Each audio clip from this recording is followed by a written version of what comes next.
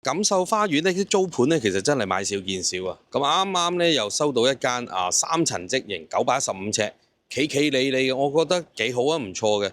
咁500零尺花園又冇花草樹木，打理比較方便，3房1套嘅間隔。咁而家同大家去參觀下。今次介紹呢間屋，前院有個獨立車庫，可以泊到1部車。如果有另外一部車呢，可以泊喺門口添嘅。咁入屋之後呢，右手邊就係一個長方形嘅客飯廳，呢度仲做埋開放式廚房。左手邊樓梯底下面仲有個儲物空間，可以俾你安放啲雜物。飯廳位呢，做咗開放式廚房，所以空間感呢就大咗好多。廚房都係用明火煮食，有個玻璃趟門就通返去後花園。呢一個位置呢，業主又重新整過，咁啊相當企理，冇花草樹木，適合招呼朋友。BBQ 完清潔都十分之方便嘅。而上去1樓呢，有個浴室洗手間，有窗，屬於明廁。隔離就係第一間客房。係望返後花園嘅景觀。1樓寢區一個位置呢，中間有2間客房嘅，一前一後。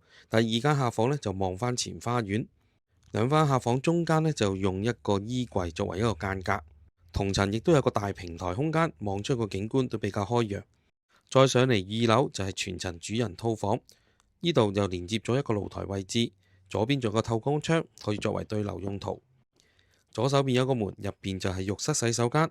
而另一個部分呢，亦都做咗一個入場嘅衣櫃，樓底亦都比較高，空間唔錯。套廁浴室入邊做咗企缸設計，當然都有窗，露台望出嘅景觀亦都可以望到藍天白雲，景色唔錯噶。